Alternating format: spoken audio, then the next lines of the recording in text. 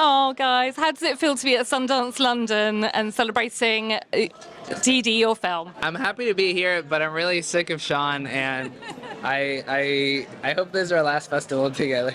I agree. We're very happy. It's amazing to bring the movie to the UK. I stand by the first answer.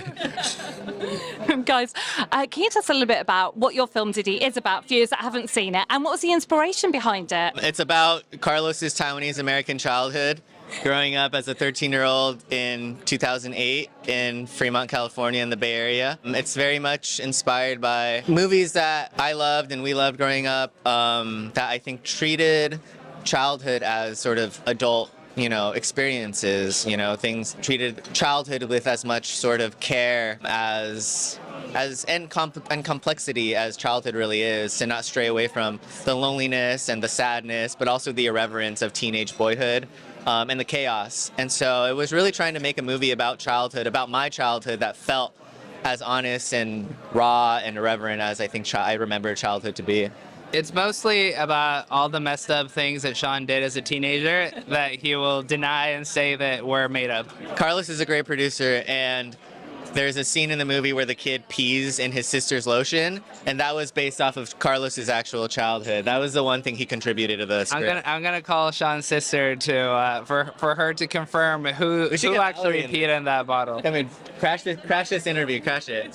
They made us do a joint one, so we're gonna. And obviously, I spoke to Valerie about the casting process. Can you talk a little bit about that? And obviously, casting children off the street to play in this, that was a risk, but it pulled off, and it's amazing to see. So, can you talk a little bit about that? Yeah, I mean, I think early on we wanted to try to find kids who felt like real kids, who weren't sort of child actors who were going to perform for the camera in the sense that they were going to kind of put on a show. We wanted to kind of capture that irreverence that, I think we all remembered as kids, that sort of, as kids who wanted to skate and play soccer and were inspired by kind of like Jackass. And I think the kids who were probably right for our movie, a lot of them we thought probably weren't signed to agencies. And so we kind of went and flipped every stone, from middle schools to high schools to skate parks to basketball camps. And our casting directors really spent 8 months just searching near and far and trying to find the perfect kids for every role. And obviously, what are you most proud of, all of you, when you look back at what you've achieved? I mean, it's set in 2000s, it's very nostalgic, it's very authentic, the language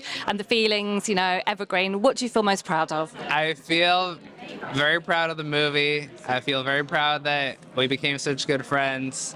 I feel very proud that we were able to handle Sean for this long because it seemed impossible. We're somehow still here, smiling, and I'm very proud of the fact that we're sharing clothes. I'm wearing Sean's clothes, I'm wearing his shoes. We had McDonald's last night at 2 a.m. and we're having a great time in London. And all this to say, we're enjoying this experience, and it's been really magical. Well, thank you guys so much for speaking to me. Enjoy your evening at Sundance 2024. Congratulations on Dìdi. Thanks so much for speaking to me. Thank you. Thank you. Thank you. Carlos Lopez Estrada signing off.